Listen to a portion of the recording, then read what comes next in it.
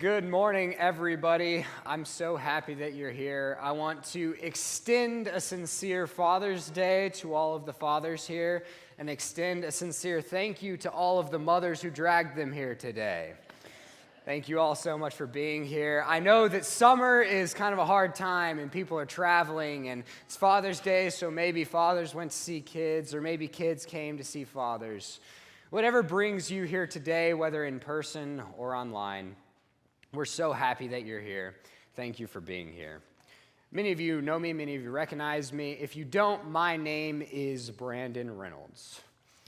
But that is not the only name that I have worn in my life. I've been called many things. When I was a little kid, I was called Brando. That was my nickname. As I got a little older on my football team, I was just Reynolds. And a lot of other names that I can't say from up here. And my personal favorite nickname that has been given to me throughout my life is one that my cousins gave to me when I was about 10 years old. Don't look too harshly upon my family, but my cousins call me Trash. One time when I was about 10, my uncle did something that I thought was a little trashy, and I was like, Byron, you're just trash, man. And from then on, they swapped it, and now I am Trash forever. And one time, my cousin's now wife came up to my mom and was like, does it hurt his feelings when they call him that? And my mom said, no, that's just kind of how our family is. And so now she calls me Trash more than anyone else in the family. I've worn a lot of names throughout my life. Some of them serious, some of them good, several of them not so good. I think this is a reality that all of us have faced in our life. I think we all have names that we have been given, and they don't necessarily reflect who we are. But the world comes to us, and it wants to label us. We need to be called something. And so it gives us labels like mom or dad or son or daughter, which are good things. But then sometimes it gives us other labels, like failure, like nerd, like jock. And the world comes to us and it gives us so many names that oftentimes it's hard to know which name actually fits. The world tells me I'm this, and I'm this, and I'm this, and I don't know which name to live into. We have to wrestle with the question over and over and over again, what name defines me? Because I have all of these names, and I wear all of these hats, but which one is actually me? Today, we're going to be looking at the story of a man in the Bible who wrestles with this question over and over and over again.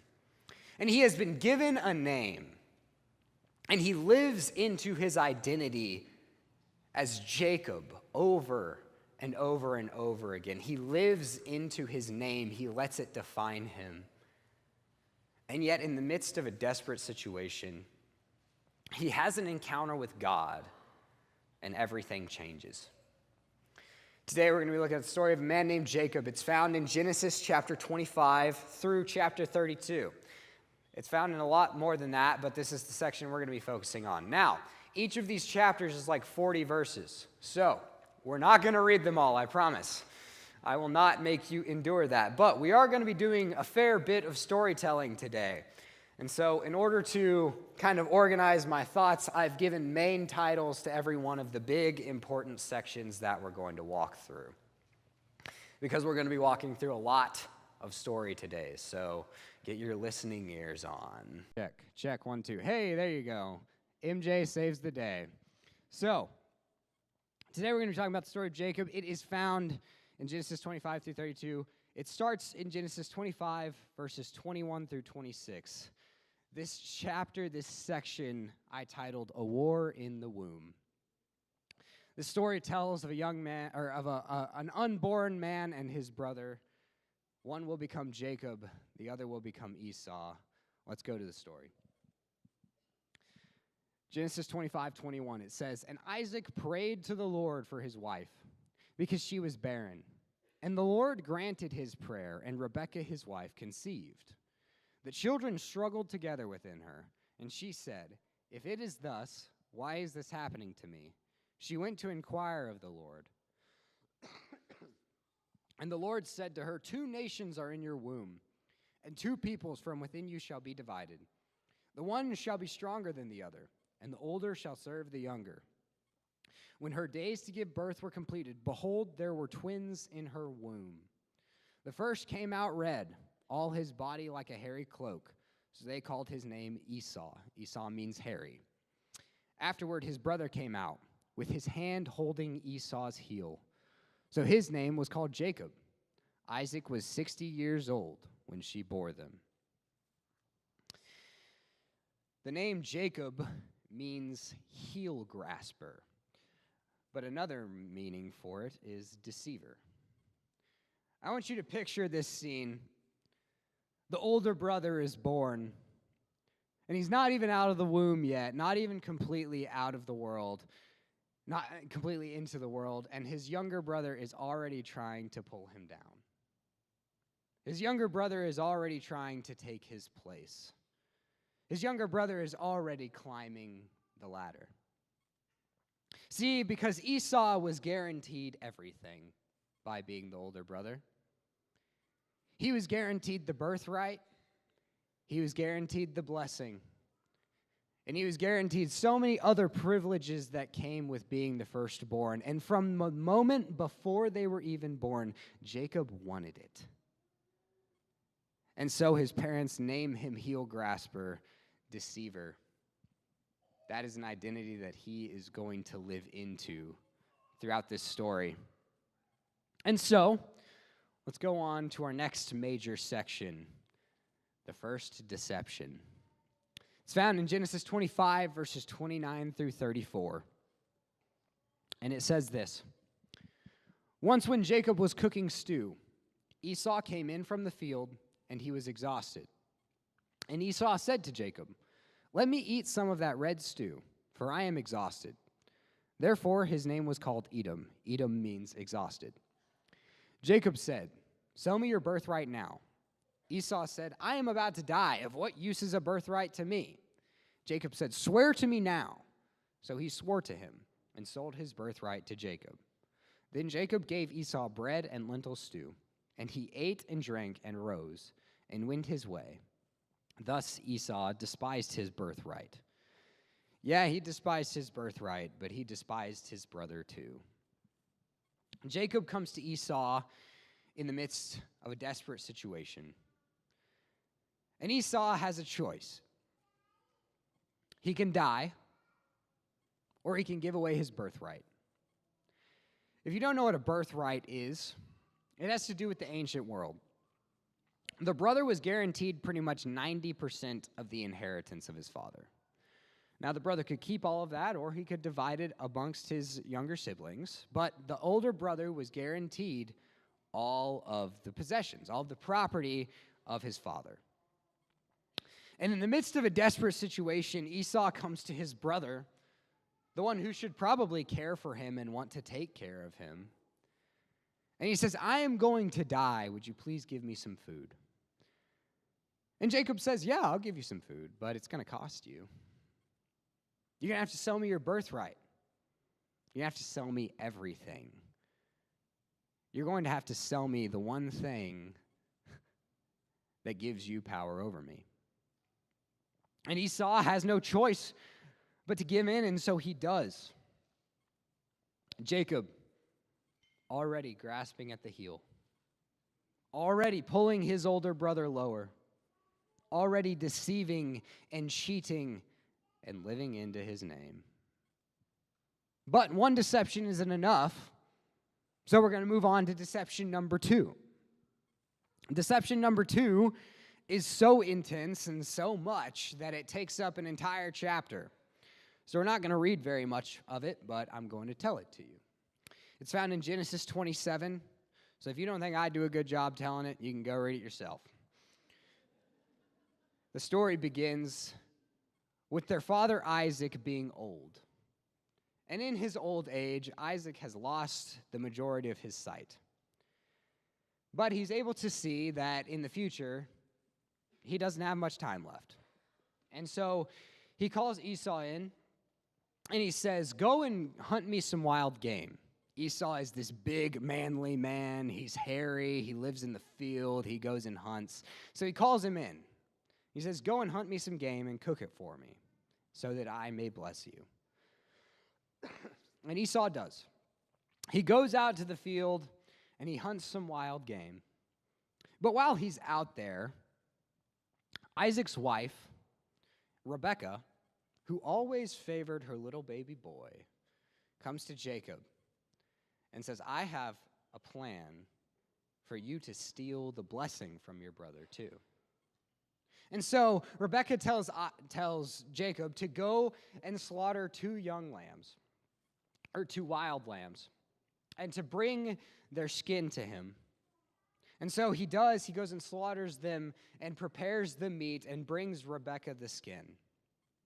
And she cooks a wonderful meal, and then she covers Jacob in the skin of the lambs so that he might appear hairy to his father.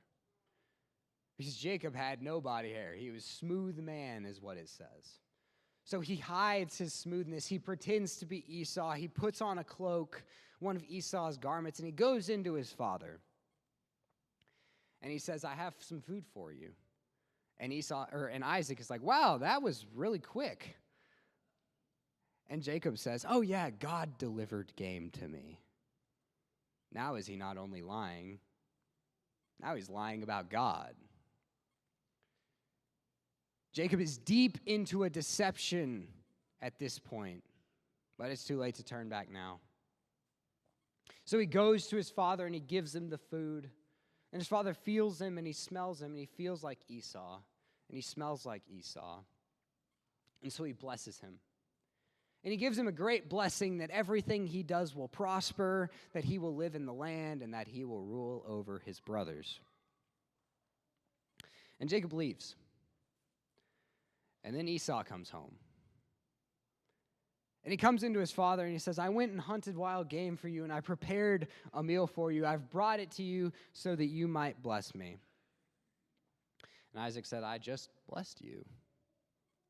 Esau says, no, that wasn't me. Isaac says, who did I just bless? And then he figures it out. And in Genesis 27:35, he says this. But he said, this is Isaac talking, your brother came deceitfully, and he has taken away your blessing. And Esau responds, is he not rightly named Jacob? For he has cheated me these 2 times. He took away my birthright, and behold, now he has taken away my blessing. Grasping at the heel once again. Jacob goes and he steals from his brother. He goes and he cheats. He goes and he lies. He deceives and deceives and deceives. He's living into the name that he was given. He is allowing the name Jacob to define him. And Esau is not too happy about this. So Esau has a response. Esau's response is found in Genesis 27:41, and it says the following. Now Esau hated Jacob because of the blessing with which his father had blessed him. And Esau said to himself, the days of mourning for my father are approaching. Then I will kill my brother Jacob. This is where all of his deception has gotten him. A brother that hates him. A father that is upset with him. And maybe a blessing and maybe a birthright. But now he has to live on the run. Because his brother is going to kill him. But his mom finds out and she comes to her little boy and she says, you got to get away now. Because Esau is furious and he is going to kill you. So she tells Jacob to flee, and flee he does. Jacob goes to the land of his uncle Laban. And once he gets to the land of his uncle Laban, he enters the land, and some of Laban's men approach him. And they say, who are you? And he says, I'm Laban's nephew. And they take him to Laban. And in Genesis 29, Jacob is going to get a taste of his own medicine. See, Laban has a daughter, 2 daughters.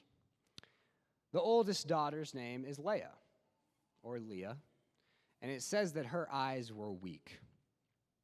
She wasn't necessarily attractive. She didn't draw Jacob's attention, but his youngest daughter, Rachel, now she was something. She was beautiful. And Jacob sees her, and he is instantly smitten. He is in love with her, and he would do anything for her. So he comes to Laban, and he says, let me have Rachel as a wife. And Laban says, okay, I will give you Rachel as a wife in exchange for 7 years of hard labor. And the Bible says that Jacob says, okay, and he works the 7 years, but to him it seemed but a day because of his love for Rachel. Isn't that so sweet? He's so in love that 7 years of hard labor seem like just a day. And he comes to Laban, and he says, all right, I've worked 7 years for you. Give me my wife. But Laban has a plan of his own. In 29:21, it says the following. Then Jacob said to Laban, give me my wife, that I may go into her, for my time is completed. So Laban gathered together all the people of the place and made a feast. But in the evening, he took his daughter Leah and brought her to Jacob, and he went into her. Laban gave his female servant Zilpah to his daughter Leah to be her servant. And in the morning, behold, it was Leah. And Jacob said to Laban, what is this that you have done to me? Did I not serve with you for Rachel? Why then have you Jacobed me? Why have you deceived me? How dare you? How dare you deceive me?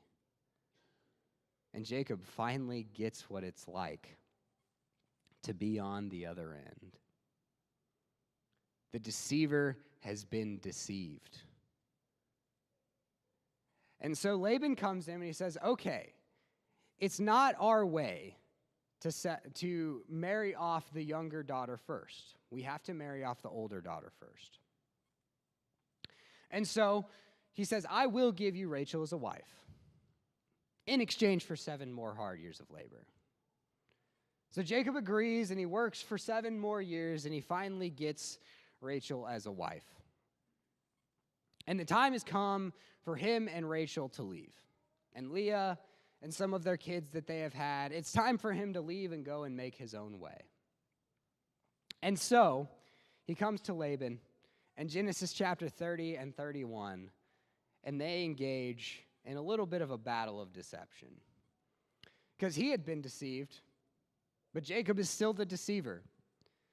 And so they're both going to try to deceive one another in Genesis 30 and 31. And it's a long, convoluted story.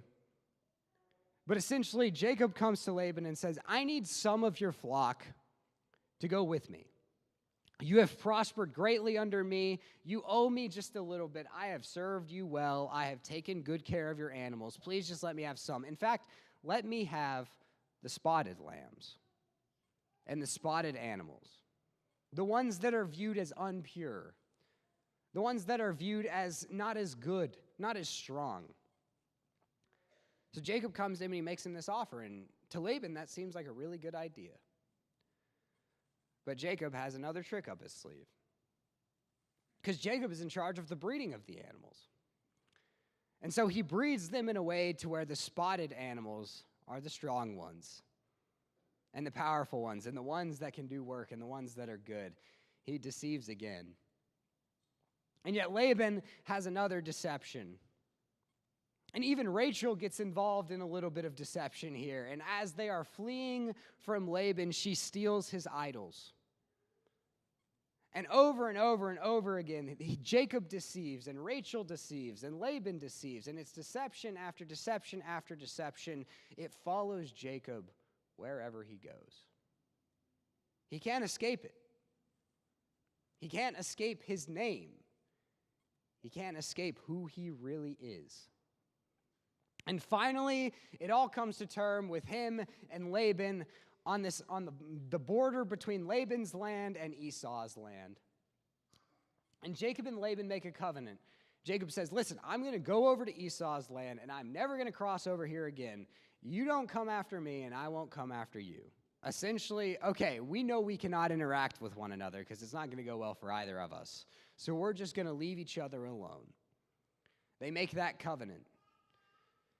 But now Jacob has another problem. The only land left to go to belongs to his brother, the one that wants to kill him. And so in Genesis 32, Jacob finds himself in a desperate situation. And so he enters into Esau's land, and he sends messengers ahead of him. And he tells them to go to his brother and inquire on him. And the messengers come back. And in verse 6, it says this. And the messengers returned to Jacob, saying, we came to your brother Esau, and he is coming to meet you. And there are 400 men with him. 400 men don't come to meet you for a welcome party. And Jacob is terrified. Because before, it was just his life at risk. But now, it's his family's life at risk. It's his livestock's life at risk. Everything that he has built is about to be destroyed. And he is about to die. And so he's stuck in this desperate situation. And he prays to God that God might spare his life. And he sends his family away, and he sends his servants away, and he sends some people forward with gifts for Esau to try to soften his heart. And he's left there, alone in the dark, and afraid, doomed, desperate. I don't know if there is a more desperate situation than alone in the wilderness with your family gone, your animals gone, waiting for your brother to come and kill you. And yet, in the midst of this desperate situation, Jacob has an encounter with God. It's found in 32, verses 24 through 28. Jacob is going to get himself a new name. So let's go on to 32:24. And Jacob was left alone, and a man came and wrestled with him until the breaking of the day. When the man saw that he did not prevail against Jacob, he touched his hip socket, and Jacob's hip was put out of joint as he wrestled with him. Then he said, let me go, for the day has broken. But Jacob said, I will not let you go unless you bless me. And he said to him, what is your name? And he said, Jacob. He is still chasing after that blessing. He's alone, he's desperate, he's scared, and yet he is still grasping at the heel. And he's living into his name over and over and over again. Jacob spent his entire life being defined by the name that his parents gave him. But God is going to define him with a new name. In 32, verse 28, it says this. Then he said, the man that Jacob was wrestling with, spoiler alert, that's God, by the way. And it says, then he said, your name shall no longer be called Jacob, but Israel. For you have striven with God and with men and have prevailed. Jacob has been chasing this blessing the entire time. He has deceived and deceived and deceived. He has climbed the ladder and climbed the ladder. He has grasped at the heel for as long as he can bear it, and it has gotten him nowhere. And he wrestles with this man, and he's still chasing after a blessing. And God comes to him and says, you don't need a blessing, you need a new name. You're not a deceiver anymore. You will no longer be known as the one who grasps for the heel. You will no longer be known as the one who deceives. Deception will no longer follow you. You will be the man who wrestled with God. And your people will be the people who wrestle with God. Jacob was so caught up in his name that he didn't know who he was. And so he lived into this identity of deceiver over again and over again and over again. Don't we do the same thing? The world comes to us and labels us.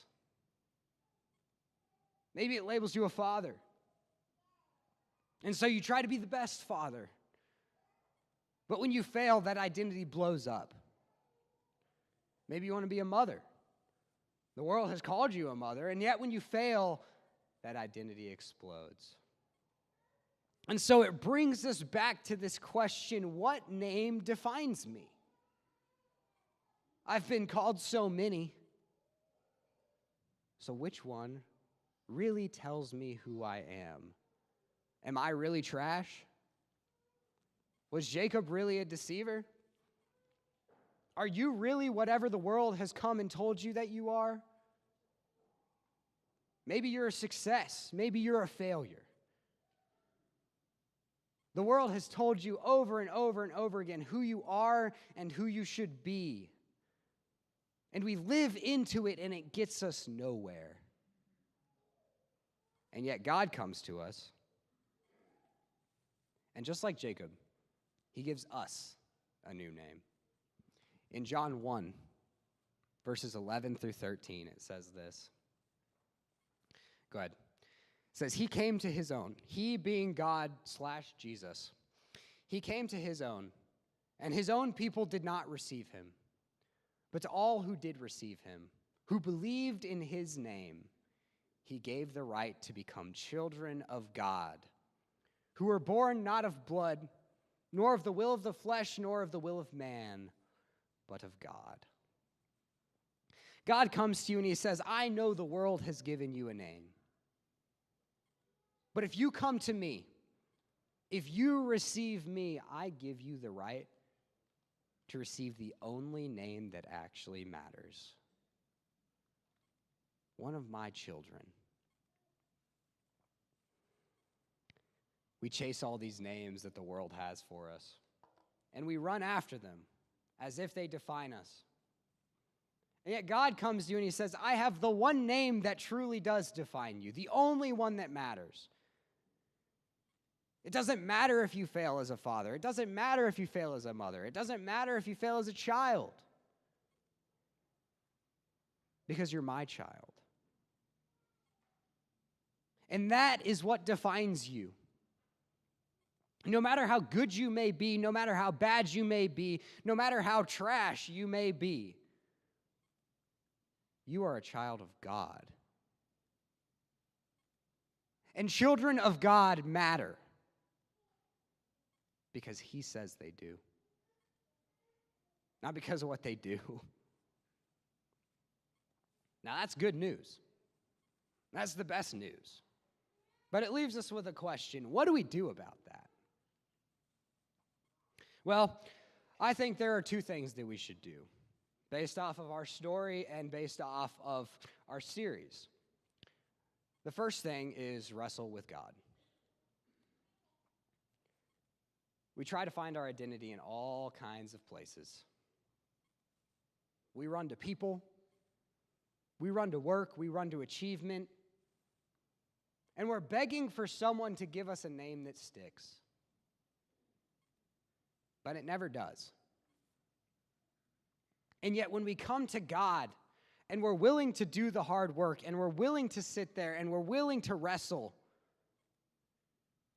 when we have this attitude like Jacob does in verse 26, where he says, let me go. The man said, let me go for the day of broken. But Jacob said, I will not let you go until you bless me. When we come to God and say, I will not let you go until you give me a name. Because when hard times come, it's easy to just let go and run. But God comes to you and he says, hold on to me, because I have a new identity waiting for you on the other side. So if you're struggling with your identity, if you're struggling to know who you are, if you're struggling with who you are right now, go to God and wrestle with him. And it won't be easy and it might not be fun, but when you come out the other side, you will be new. You'll be a whole new person. And you'll have a whole new name.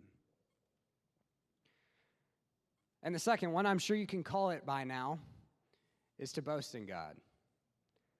I know it may seem like I'm beating a dead horse with this boast in God thing. But if you truly believe that Christianity is the way to live, if you truly believe that God gives you a new name, if you truly believe that God is the hero of your story, if you truly believe anything that we have said in this series, then it will not be a question whether you go and boast in God or not. Boast in your old identity because you have a new one.